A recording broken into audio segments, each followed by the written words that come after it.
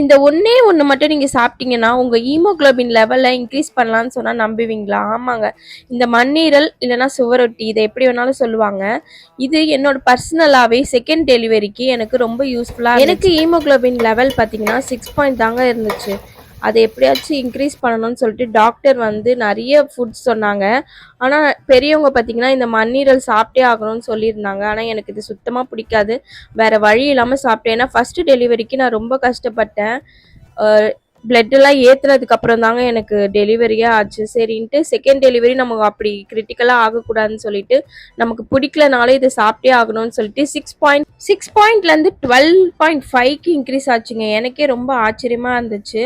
இந்த ஒரே ஒரு விஷயத்த மட்டும் தாங்க நான் ஃபாலோ பண்ணேன். என்னோட டெலிவரி பார்த்தீங்கன்னா நல்லாவே ஈஸியாகவே முடிஞ்சது. அது மட்டும் இல்லாமல் எனக்கு கையோடு குடும்ப கட்டுப்பாடும் பண்ணி முடிச்சுட்டாங்க. பிரெக்னென்ட் உமன் கண்டிப்பாக இதை சாப்பிடுங்க. மறக்காம